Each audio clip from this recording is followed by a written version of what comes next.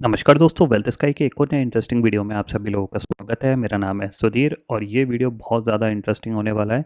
खासकर जो लोग ज़ीरो हीरो प्ले करते हैं और वो ज़ीरो हीरो किस तरीके से प्ले करना चाहिए, उसके बारे में मैंने आपको बताया है। और प्लस एटीएम और ओटीएम में क्या अंतर है, क्या एडवांटेज हैं, क्या डिसएडवांटेज हैं, इसके बारे में मैंने आपको बताया। प्लस यहाँ पे कुछ इंटरेस्टिंग कमेंट लेंगे, उसका भी हम आंसर देंगे ताकि आपको समझ में आए कि एक्चुअल में मैं चीज़ों को कैसे प्लान करता हूँ। ठीक है। अब देखो, ये पूरा वीडियो मैं अपने पॉइंट ऑफ व्यू से आपको बता रहा हूँ कि मैं मार्केट को कैसे देखता हूँ। हो सकता है मेरा देखने का नज़रिया मार्केट में गलत हो, लेकिन मैं अपने रिस्क को हमेशा कम रख के चलता हूँ। मैं मार्केट में ऑप्शन ट्रेडिंग में कभी भी बहुत बड़ा रिस्क लेके काम नहीं करता। मैं सिर्फ ये देखता हूँ कि प्रोबेबिलिटी विनिंग की कितनी ज़्यादा है, और अगर वो प्रोबेबिलिटी सक्सेस में कन्वर्ट होती है तो मैं कम रिस्क में ज़्यादा प्रॉफिट कैसे कमा सकता हूँ, मैं सिर्फ ये देखता हूँ। ठीक है ना। बहुत सारे लोग स्कैल्पिंग करते हैं या फिर इन द मनी बाय करते हैं या एट द मनी बाय करते हैं, वो सारी चीज़ें करते हैं। बट मैं किस तरीके से मार्केट को प्रिडिक्ट करता हूँ, किस तरीके से अंडरस्टैंड करता हूँ, उसके बारे में मैं आपको बताऊंगा। और एटीएम और ओटीएम का बेसिकली क्या एडवांटेज है, क्या डिसएडवांटेज है, वो भी मैं आपको बताऊंगा। और प्लस हम एक कमेंट पढ़ते हैं सबसे पहले। ठीक है। अब देखो, सबसे पहले हम एक कमेंट पढ़ते हैं। एक भैया ने बहुत सारे कमेंट किए हैं, उनको हम थोड़ा सा समझते हैं। ठीक है। देखो, मैंने ऑलरेडी वीडियो अभी डाला था। ठीक है। और इसमें मैंने आपको कुछ एनालिसिस बताई थी। ठीक है। इसमें इन भैया ने कमेंट किए हैं, ये लव जी, मेरे को थोड़ा नाम पढ़ने में दिक्कत हो रही है, इसके लिए सॉरी। ठीक है। इन्होंने कुछ कमेंट किए हैं अच्छे अच्छे। पहला जो कमेंट है वो है, शांत हो जा, थोड़ा रिलैक्स, और रिलैक्स मेंटेलिटी वीक हो रही है। ठीक है।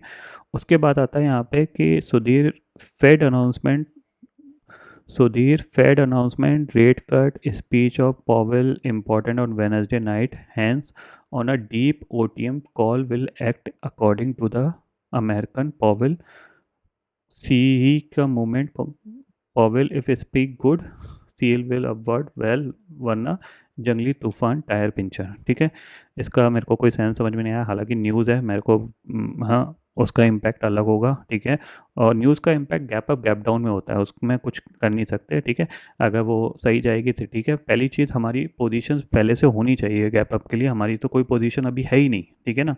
हमारी तो अभी कोई पोजीशन है ही नहीं। हम तो एक्सपायरी वाले दिन की बात कर रहे हैं, यानी हम निफ्टी का परसों के ट्रेडिंग सेशन की बात कर रहे हैं। अभी तो हमारी कोई पोजीशन है नहीं, तो इस चीज़ का कोई लॉजिक नहीं है। ठीक है। उसके बाद आता है,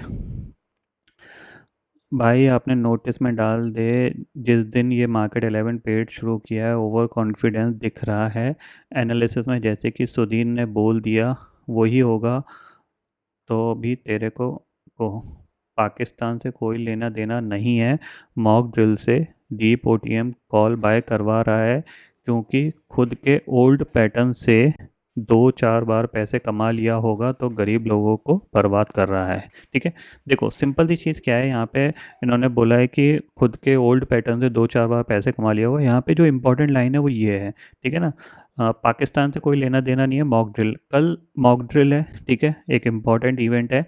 बट मॉक ड्रिल क्या है? मॉक ड्रिल जस्ट लाइक एक टेस्टिंग है कि अगर कोई वॉर जैसी सिचुएशन होती है तो आपको क्या प्रिकॉशन लेने चाहिए, आपको किस तरीके से अपने आप को बचाना है, औरों की कैसे हेल्प करनी है, वो सारी चीज़ें उसमें बताई जाएगी। वो कोई वॉर नहीं है, मतलब इंडिया ने कोई बम पाकिस्तान पे नहीं फेंक दिया, या पाकिस्तान ने कोई इंडिया पे बॉम्ब नहीं फेंक दिया है जिसके बेसिस पे हम सोचें कि मार्केट गिर जाएगा या बढ़ जाएगा। ठीक है ना। वो एक जस्ट लाइक अ टेस्टिंग है। हाँ, एक नेगेटिव सेंटीमेंट क्रिएट कर रही है, बट वो एक टेस्टिंग है। ठीक है ना। तो उसको लेके हम एनालिसिस में कुछ ज़्यादा चेंज कर नहीं सकते। ठीक है। और रही बात 2-4 बार पैसा कमा लिया, चलो ये तो माना 2-4 बार पैसे कमा लिए। ठीक है। और गरीब लोगों को क्यों बर्बाद कर रहा है? देखो, गरीब लोग, मैं जो मार्केट में काम कर रहा है, मेरे हिसाब से तो वो गरीब नहीं है। ठीक है ना। अगर वो मार्केट में आके काम कर रहा है, हाई रिस्क बिजनेस कर रहा है, तो पैसे अरेंज करके आ रहा है, तो कहीं ना कहीं उसके पास पैसे हैं, अपनी अंडरस्टैंडिंग है, अपना रिस्क है उसका, अगर उसको समझ में। तो जैसा कि हम कमेंट पढ़ रहे हैं, और यहाँ पे हमने ये कमेंट पढ़ लिया, पाकिस्तान को लेके जो मॉक ड्रिल वगैरह हो रहा है वो एक नेगेटिव सेंटीमेंट क्रिएट करता है। बट इसमें कोई वॉर जैसी सिचुएशन फ़िलहाल नहीं हुई है, मतलब कोई इंडिया ने पाकिस्तान पे बॉम्ब नहीं फोड़ दिया, ना पाकिस्तान ने इंडिया पे बॉम्ब फोड़ा है। तो फ़िलहाल ये टेस्टिंग है, ये एक सेंटीमेंट नेगेटिव क्रिएट कर रही है, बट मार्केट की सिचुएशन फ़िलहाल ऐसी नहीं दिख रही है। ठीक है। उसके बाद ये इंपॉर्टेंट है, इसको मैं एक्सप्लेन करूँगा। ठीक है। गलत चाल पड़ा है, गलत चल पड़ा है। 400-500 point deep out of the money call buy करवा रहा है, और 1 रुपये ₹2, ₹18, 20 की, 19 की, ठीक है। अब इसमें एनालिसिस क्या कर रहा है, बैटिंग करवा रहा है, बैटिंग नथिंग मोर डैट, चल गई सुधीर हीरो वरना गरीब ट्रेड, इसको और आगे क्या लिखा है, ठीक है, गरीब ट्रेड ज़ीरो, खुद तो कमा लेता है तू बढ़िया, ठीक है। उसके बाद आता है यहाँ पे, तू भाई करोड़पति क्यों बनवा रहा है लोगों को, अपनी तरह सिंपल टेक्निकल एनालिसिस कर ढंग से बढ़िया से, एटीएम या एटीएम कॉल या ATM P according to the study pattern को दिलवा, यहाँ लो वहाँ करो, ज़ीरो होगा, ऐसा होगा वैसा होगा, उखाड़ रहा है वो, बैटिंग पब्लिक करती ही ऑलवेज एन एक्सपायरी डे, ठीक है। अब मैं आपको यहाँ पे समझाता हूँ, देखो ये बोल रहे हैं कि जो भी मैं एनालिसिस करूँ उसमें एटीएम या एटीएम कॉल या एटीएम पुट हम बाय करें, ठीक है, पहली चीज़। दूसरी चीज़ है कि मैं out of the money call buy करवा रहा हूँ, ठीक है, out of the money call मैं बाय करवा रहा हूँ। अब मैं आपको ये एक्सप्लेन करता हूँ कि वो चीज़ें कैसी हैं, इसमें कोई एनालिसिस नहीं है, ये सारी चीज़ें ऐसा बोल रहे हैं, ठीक है। अब मैं आपको बताता हूँ इसमें एनालिसिस नहीं है, और मैं आपको कॉल क्यों बोल रहा हूँ, ठीक है, कि ऊपर मार्केट अगर मूव करेगा तो आप कॉल क्यों बाय कर सकते हो, ठीक है। देखो ये निफ्टी का चार्ट है, ठीक है, और निफ्टी का चार्ट ये, इसको हम क्या करते हैं, आवरली चार्ट पे हम कन्वर्ट कर लेते हैं, ठीक है। अब आपको यहाँ पे निफ्टी का चार्ट दिख रहा है, और निफ्टी का जो चार्ट है, फिलहाल जो निफ्टी का चार्ट बोल रहा है कि यहाँ से निफ्टी ने एक अच्छा मूवमेंट किया, ठीक है, और अब ये यहाँ पे क्या कर रहा है, कंसोलिडेशन कर रहा है, ठीक है। तो अब आपको ये दिख रहा है कि ये एक चार्ट पैटर्न क्रिएट कर रहा है जिसको हम बोलते हैं पोल और फ्लैग पैटर्न, ठीक है। पोल एंड फ्लैग पैटर्न में होता क्या है, मार्केट ने जब एक पोल क्रिएट किया होता है और कंसोलिडेशन कर रहा होता है अपर जोन में, तो ये एक फ्लैग क्रिएट करता है और फिर ये एक ब्रेकआउट दे देता है, ठीक है। इसको समझने के लिए हम क्या करते हैं, यहाँ पे मैंने आपको पोल फ्लैग पैटर्न सर्च किया हुआ है, और आप यहाँ पे एक चार्ट देख सकते हो कि ये एक चार्ट है, ठीक है। यहाँ पे मार्केट ने क्या किया, इमेज में ही दिख जाएगा, वहीं से पता चल जाएगा, ठीक है। यहाँ पे आप देखो, यहाँ पे मार्केट ने क्या किया, यहाँ पे एक मूवमेंट किया, ठीक है, और फिर ये यहाँ पे कंसोलिडेट करता रहा और फिर ये एक मूवमेंट कर दिया, ठीक है। तो बेसिकली पोल हो गया, फ्लैग बन गया, और उसका ब्रेकआउट हुआ, ब्रेकआउट के बाद फिर एक बड़ा मूवमेंट मिला, ठीक है। तो सिंपल सी चीज़ है, जो एनालिसिस मैं आपको हर दिन दे रहा हूँ, पिछले 2 दिन से आपको बता रहा हूँ कि मार्केट ऐसा कर रहा है, ठीक है। स्पेशली निफ्टी, बैंक निफ्टी नहीं, स्पेशली निफ्टी, ठीक है। तो निफ्टी में भी यहाँ पे अगर आप देखोगे तो ये एक इसने पोल बनाया है, उसके बाद ये एक फ्लैग क्रिएट कर रखा है, यहाँ पे कंसोलिडेशन कर रहा है, अब ये ब्रेकआउट भी कर सकता है क्योंकि पैटर्न इस तरीके का जो बोलता है उसके हिसाब से ब्रेकआउट आ सकता है, ठीक है। अब उस ब्रेकआउट का जो टारगेट मैं आइडेंटिफाई कर रहा हूँ, वो टारगेट आइडेंटिफाई कर रहा हूँ ये वाला हाई, ठीक है, जो कि है 24,870 का, ठीक है, 24,870 का। अब आपको समझ में आएगा कि चीज़ें क्या हैं, ठीक है।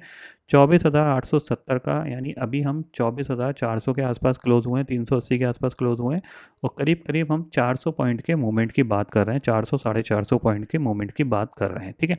अब अगर आप देखोगे तो यहाँ पे आप देखो, किसी अगर आप पोल और फ्लैग में देखोगे तो आपको दिखेगा यहाँ पे कि जब भी ब्रेकआउट हुआ है ना, अगर पोल और फ्लैग का ब्रेकआउट हुआ है तो एक बड़ा मूवमेंट हुआ है, सिंपल सी चीज़ है, ये हमें समझ में आ रहा है कि बड़ा मूवमेंट हो रहा है जब भी ब्रेकआउट हो रहा है।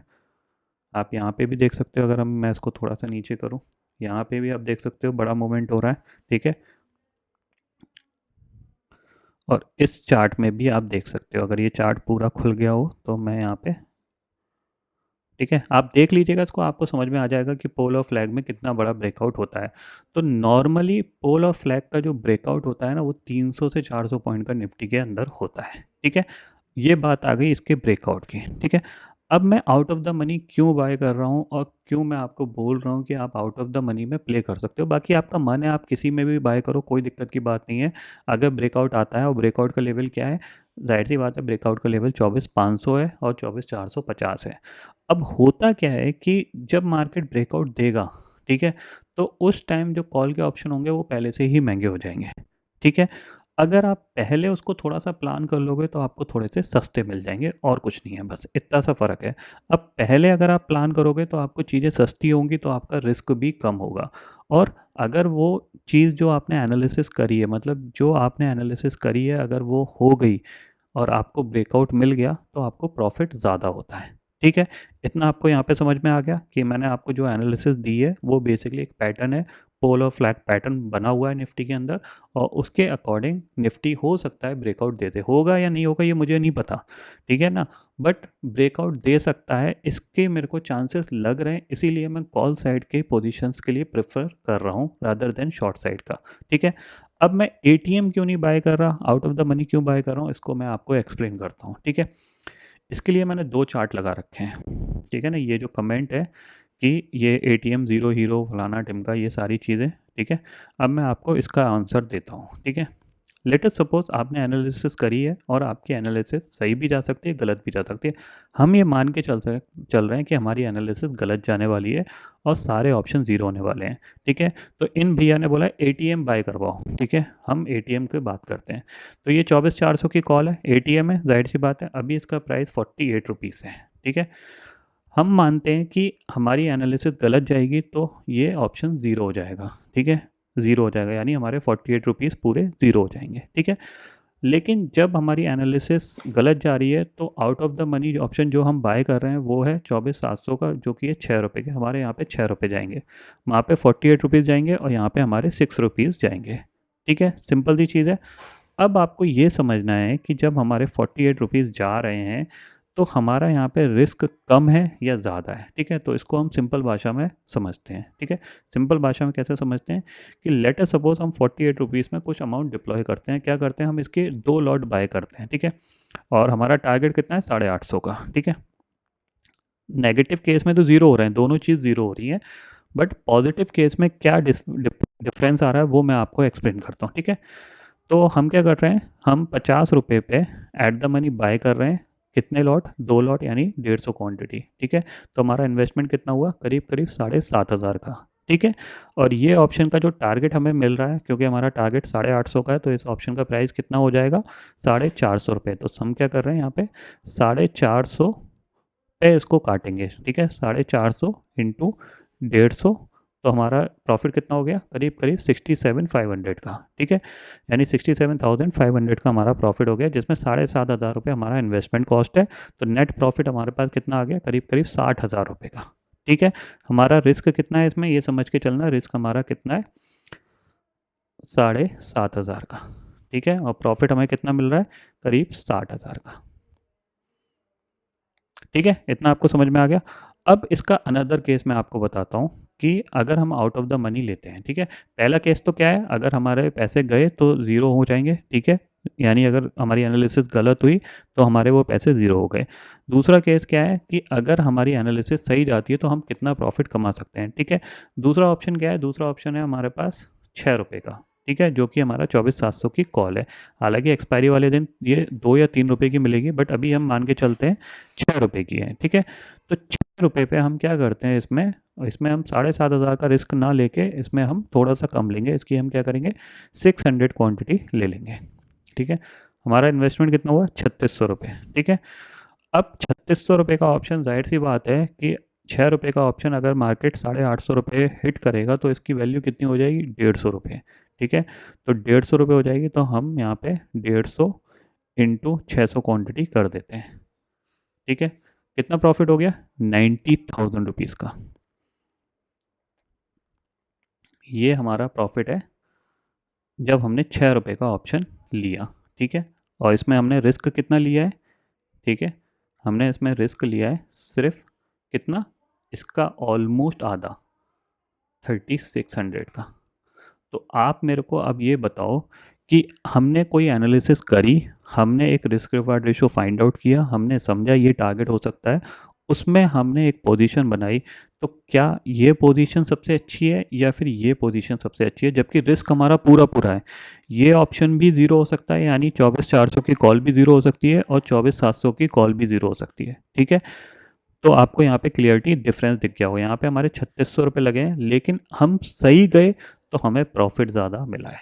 This is the advantage of out of the money option, कि आप कम रिस्क पे अगर आप सही जाते हो तो आपको बड़ा प्रॉफिट मिलता है, ना कि छोटा। एट एट द मनी में प्रॉब्लम क्या है, एट द मनी में प्रॉब्लम ये है कि आप गलत जा रहे हो तो आपका पूरा पैसा लूज़ हो रहा है, लेकिन आप सही जा रहे हो तो आपको एक्स्ट्रा एज नहीं मिल रहा है, यानी एक्स्ट्रा प्रॉफिट नहीं मिल रहा है, ठीक है ना। उसको अगर हम परसेंटेज वाइज यहाँ पे कैलकुलेट करें तो उसको परसेंटेज वाइज भी मैं आपको दिखा देता हूँ। लेट अस सपोज ये ऑप्शन है, यहाँ से अगर ये मूव करता है तो 150 रुपये पे इसका प्राइस आप देख रहे हो, करीब करीब आपको 2100% के रिटर्न बना के दे रहा है, ठीक है ना। 2200% के रिटर्न, ठीक है, अगर आपने इसको 150 पे, ठीक है, 2100% के आपके रिटर्न बना के दे रहा है अगर आपने 6 रुपये पे ख़रीदा और 150 रुपये पे काटा। इसके कंपैरिजन में जब आप 50 रुपये पे आप खरीद रहे हो, ठीक है, या 48 रुपये पे खरीद रहे हो, ये आपका कितना जा सकता है, जाहिर सी बात है 450, ठीक है। तो आपके कितने रिटर्न होंगे, वही 1000% तक के या 900% तक के। तो ये चीज़ आपको अंडरस्टैंड करनी है कि अगर मैं सही जा रहा हूँ तो मैं कितना प्रॉफिट कमा पा रहा हूँ, और जब मैं गलत जा रहा हूँ तो कितना लॉस कर रहा हूँ। गलत के केस में मैंने आपको बता दिया ज़ीरो हो रहा है ऑप्शन, ठीक है ना, चाहे वो एट द मनी हो चाहे वो आउट ऑफ द मनी हो, ज़ीरो दोनों केस में हो रहा है। यानी मैंने एट द मनी लिया वो भी ज़ीरो करा दिया, आउट ऑफ द मनी किया वो भी ज़ीरो करा दिया। बट जब मैं सही जा रहा हूँ तो मुझे कितना प्रॉफिट मिल रहा है, वो चीज़ मेरे लिए इंपॉर्टेंट है, ठीक है ना। तो अगर मैं सही जा रहा हूँ तो मेरे को जो out of the money option है जिसमें मैंने सिर्फ थोड़ा सा लिया है, 3600 रुपये का रिस्क लिया है, वो मेरे को ज़्यादा प्रॉफिट कमा के दे रहा है rather than at the money, ठीक है। अब दूसरी चीज़ क्या आती है, जो out of the money option होते हैं जो और एट द मनी ऑप्शन होते हैं ना, इनमें प्रोबेबिलिटी का डिफरेंस होता है। प्रोबेबिलिटी का डिफरेंस मतलब क्या होता है कि इसमें आपको जल्दी प्रॉफिट दिखने लगेगा, इसमें क्या है कि आपको प्रॉफिट बहुत देर में दिखेगा। लेकिन एक चीज़ ध्यान में रखिएगा, out of the money option आपने कभी भी चलते हुए नहीं देखे होंगे। Out of the money option कैसे चलते हैं, ये ट्रेड कर रहा है कर रहा है कर रहा है कर रहा है, जैसी मार्केट ने एक्स्ट्रा ऑर्डिनरी मूव देना स्टार्ट किया, ये ऐसे स्पीड से यूं जाएगा, मतलब सीधा सीधा 6 से 50 कब पहुंच जाएगा आपको पता ही नहीं चलेगा, समझ रहे हो। यानी आप 6 से 20 पे नहीं काटोगे इसको, फिर आप 50-60 रुपये तक इजीली इसको रख पाओगे।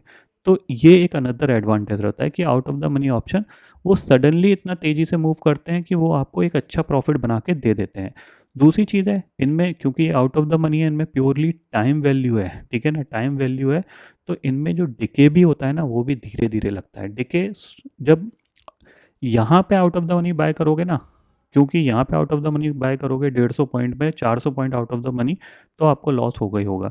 ये तो ऑलरेडी डिके हो चुका है भाई, इसमें तो सब कुछ खत्म हो चुका है, तब हम बाय कर रहे हैं 2 ढाई 3 रुपये पे। एक्सपायरी के दिन कितने का मिलेगा, ये मुश्किल से 2 रुपये का मिलेगा। अब 2 रुपये में आप 3000 रुपये का रिस्क लेते हो और अगर आप सही जाते हो तो आपको बहुत अच्छा गेन मिलता है, ठीक है ना। तो ये चीज़ इंपॉर्टेंट होती है कि आपने जो एनालिसिस करी, मेरी एनालिसिस है कि भैया ये पोल और फ्लैग पैटर्न बन रहा है और ऊपर कंसोलिडेशन कर रहा है, अगर ब्रेकआउट आएगा तो इसका टारगेट नेक्स्ट सीधा सीधा 24,850 होगा। अगर एक्सपायरी के दिन कोई मूवमेंट ट्रेंडिंग बनता है तो चांसेस वेरी है कि वो उसी दिन अपने टारगेट को हिट कर देता है, ठीक है ना। क्योंकि 24,600 के बाद इसके बीच में कोई रेजिस्टेंस है नहीं, तो चांसेस बनते हैं कि ये ऊपर की तरफ मूव कर जाएगा, ठीक है। ये मेरी पूरी एनालिसिस है। अब इस एनालिसिस पे मैं जो रिस्क ले रहा हूँ वो आउट ऑफ द मनी का रिस्क ले रहा हूँ, ताकि मेरा जो पैसा है वो कम इन्वॉल्व हो और गेन मेरे को ज़्यादा मिल सके, मेरे को ज़्यादा टेंशन ना हो चीज़ों की। अब मैं एट द मनी ले लूँ और फिर मैं उसको बार बार 5 पॉइंट 10 पॉइंट पर काट दूँ, उसका फ़ायदा क्या है भाई। मैं बड़ा गेन ले नहीं पाया, मैंने एनालिसिस सब कुछ करी, मार्केट मूव भी कर गया, बाद में मैं पछता रहा हूँ यार मैंने तो 50 का लिया था 70 पे काट दिया, ये तो 400 पहुँच गया। तो वो चीज़ करने का फ़ायदा क्या हुआ आपकी एनालिसिस का, आपने पेशेंसली वेट किया अपना दिन आने का, और जब आपका दिन आया तो आपने गेन ही नहीं लिया। ज़्यादातर लोग गलती यही करते हैं कि वो कभी भी देखो, मैं ये नहीं बोल रहा कि 5 का ऑप्शन डेली 400 होगा या 200 होगा, ठीक है ना। लेकिन 5 का ऑप्शन साल भर में 10 या 12 बार ऐसी ट्रेडिंग सेशन आते हैं जिसमें 5 का ऑप्शन 300-400 होता है, जैसा कि हमने लास्ट निफ्टी की एक्सपायरी में प्रेडिक्ट किया था। उस दिन 1 रुपये का ऑप्शन 200 भी हुआ था, ठीक है। वो दिन हमने पकड़ा, स्क्रीन पे पकड़ा बकायदा, एक दिन पहले मैंने आपको बताया, क्यों बताया, ताकि आप समझ सको कि आउट ऑफ द मनी का एडवांटेज क्या होता है। उसका एडवांटेज यही है कि उसमें आपका रिस्क कम है, और अगर आप फेवर में गया आपका मार्केट तो आपको रिवॉर्ड ज़्यादा मिलता है। बाकी आपकी माइंडसेट क्या है, कितनी देर आप पोजीशन होल्ड कर पाते हो, वो सारी चीज़ें पर्सनल होती हैं। मैं किसी ऑप्शन को 10 मिनट होल्ड कर पा रहा हूँ तो कोई किसी दूसरे ऑप्शन को हो सकता है 2 घंटे होल्ड कर ले। तो वो होल्डिंग कैपेसिटी आपकी, विनिंग कैपेसिटी आपकी सेल्फ होती है, उसको कोई दूसरा नहीं बता सकता। आप प्रैक्टिस करो, अपने डिसिप्लिन को इंटैक्ट रखो, आप अपनी अंडरस्टैंडिंग को बनाओ, आपका अपने आप डिसिप्लिन अच्छा होगा, दिस इज द इम्पोर्टेंट। तो ये जो पूरी चीज़ है ना, ये प्रॉपर एनालिसिस के तौर पे मैंने आपको बताई है। मैंने कोई रैंडमली यहाँ पे कॉल बाय करने को आपको नहीं बोला है, ठीक है ना। पहली चीज़ तो मैंने अभी किसी को बोला ही नहीं है कॉल बाय करो, मैंने तो आपको बोला है कि आप नज़र रखो, अगर ऐसा हुआ ब्रेकआउट होता है तो एक बड़ा मूवमेंट हो सकता है, उस केस में आप बाय करो। अभी तो बाय करने को बोला ही नहीं है, जैसा ये बोल रहे हैं ना 0-0, ऐसा कुछ भी नहीं है भाई। पहले वीडियो को पूरा देखो, अंडरस्टैंड करो। हालांकि मैं इस वीडियो को इस एक्सप्लेनेशन के लिए नहीं बना रहा हूँ, मेरे को ये पॉइंट समझाना ही था। हम क्योंकि ये कमेंट ऐसा आ गया है तो इस पॉइंट को मैं अभी समझा रहा हूँ, ठीक है ना। वो इसीलिए समझा रहा हूँ क्योंकि मैं ये नहीं चाहता कि आप ऐड द मनी आके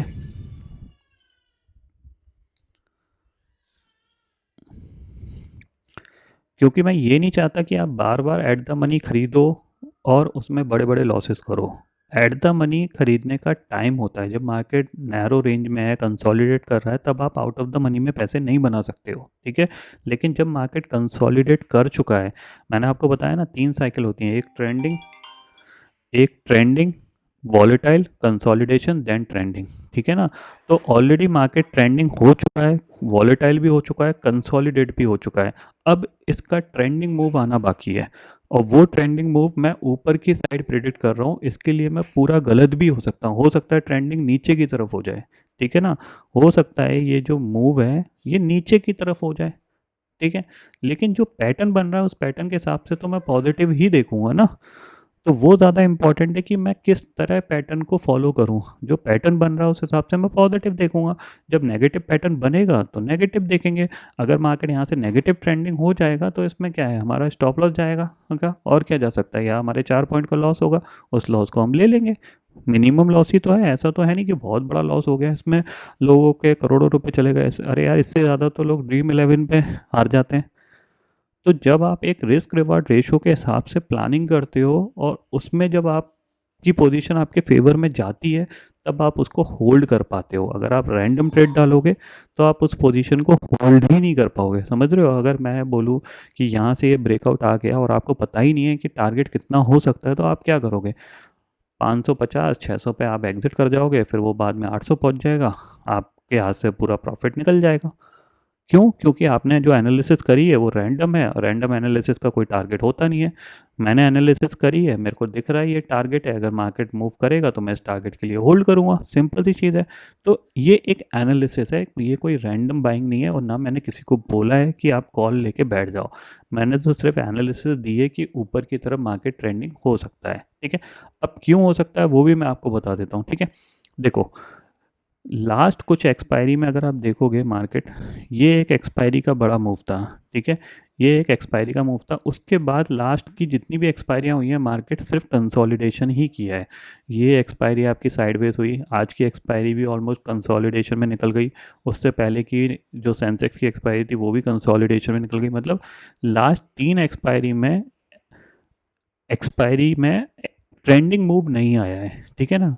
इसीलिए मेरे को लग रहा है कि ये जो एक्सपायरी है ट्रेंडिंग हो सकती है, ठीक है ना। अगर हो सकती है तो उसके लिए मेरे को प्रिपेयर रहना पड़ेगा, और प्रिपरेशन के लिए मैंने अपना एक ऑप्शन ढूंढ लिया है। वो ऑप्शन मैंने जो ढूंढा है वो 24,600 की कॉल भी हो सकती है, 24,700 की कॉल हो सकती है, 24,800 की कॉल हो सकता है 24,500 की हो।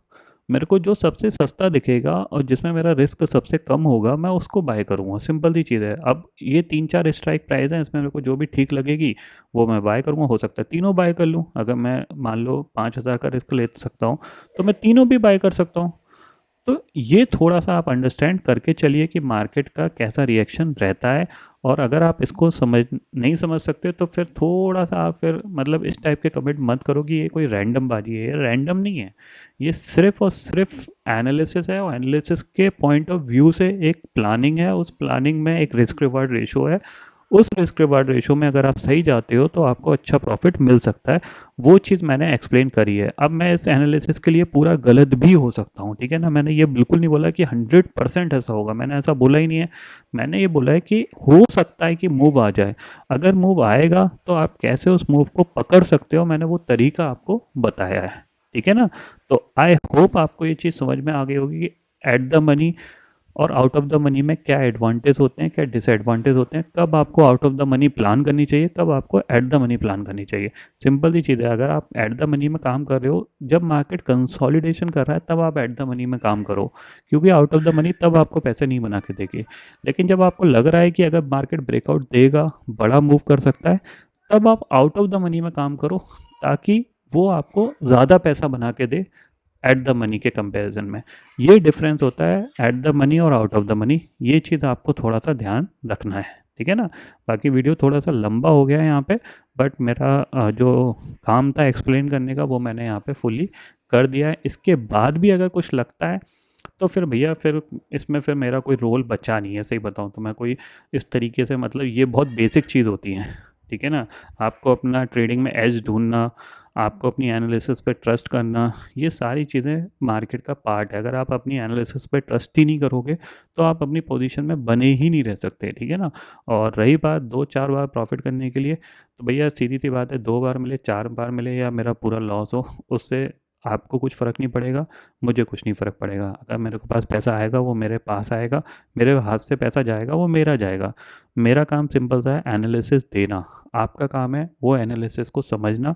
अगर वो आपको अच्छी लगती है तो आप उसको यूज़ करो, नहीं लगती है तो छोड़ दो ना। एक रैंडम वीडियो देखो और उसकी तरफ मूव कर जाओ, मूव ऑन करो कि हाँ भैया ठीक है, इस बंदे ने ऐसा बोला था, अगर ठीक ठाक लग रहा है, अगर ऐसा होगा तो मैं प्लान करूँगा, नहीं तो छोड़ दूंगा।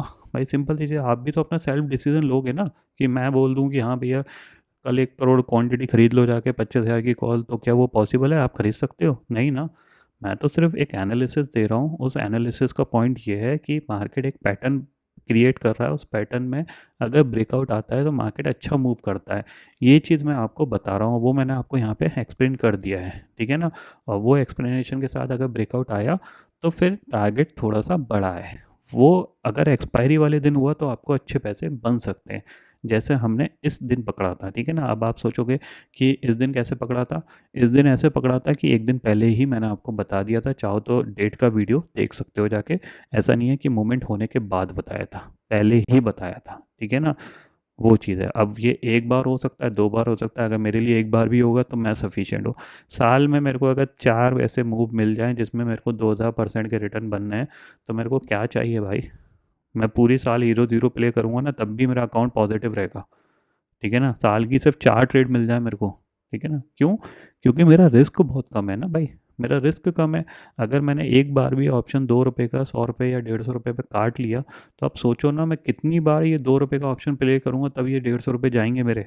कितनी एक्सपायरियाँ होती हैं महीने की? 4 एक्सपायरियाँ हैं, 4 कह रहा हूँ, महीने की 8 एक्सपायरियाँ हैं। सिर्फ अगर हम निफ्टी सेंसेक्स को कैलकुलेट करें तो आप लगा लो, हर एक्सपायरी 2-2 रुपये भी प्ले करूँगा मैं, और 4 बार भी सही जाता हूँ तो कितना रुपया बन सकता है मेरा और कितना जाएगा, आप अपने आप लगा लो अंदाज़ा। तो ये सिर्फ एक रिस्क रिवार्ड रेशो है जिसको मैं फॉलो करता हूँ, ठीक है ना। मैं कोई मतलब ऐसा नहीं है कि मैं आपको बोलूँ 4 पॉइंट ले लो, 5 पॉइंट ले लो। अरे भाई स्कैल्पिंग करानी होती तो वो सभी कर रहे हैं ना। उसमें क्या होता है, अल्टीमेटली आप हाई ब्रोकरेज पे करोगे, हाई टैक्सेस पे करोगे, उस एंड ऑफ द डे जाके आपके हाथ में कुछ नहीं मिलेगा, ठीक है ना। तो let them understand the market, market को समझो, उस पर आप एक एनालिसिस करो, उस पर आप एक ट्रेड प्लान करो। देन जब वो ट्रेड आपके फेवर में जाएगी तो आप उसको होल्ड कर पाओगे। होल्ड कर पाओगे तो आप उसमें से बड़ा पैसा बना पाओगे। नहीं तो क्या होगा, मार्केट आपके फेवर में भी जाएगा, ठीक है ना, मार्केट आपके फेवर में जाएगा, आप वही है 40 रुपये का लोगे, या तो 50 पे काट दोगे या फिर 60 पे काट दोगे बस। और बहुत लकीली होगा तो 70 पे काट दोगे। बाद में एंड ऑफ द डे पता चलता है ये 40 का 400 पे बंद हुआ जाके। क्यों? क्योंकि आपने कोई एनालिसिस करी नहीं थी, आपका एक रैंडम व्यू था, रैंडम व्यू में इतने ही पैसे मिलते हैं। Scalping is just like a random view. आप स्क्रीन पे जो कैंडल दिख रही होती है उसको आप व्यू बना के आप ट्रेड करते हो, तो उसमें इतना ही पैसा मिल सकता है। 40 का ऑप्शन 50 पे काटना, 60 पे काटना, बस इससे ज़्यादा नहीं मिलेगा। क्योंकि स्कैल्पिंग में आप ज़्यादा देर रख नहीं सकते ना पोजीशन को, आपका स्कैल्पिंग व्यू है, जल्दी लो जल्दी निकलो। सिंपल सी चीज़ है। जब आपका बड़ा व्यू होगा, बड़ा टारगेट होगा, तब आप उसको प्लान करते हो, ठीक है ना।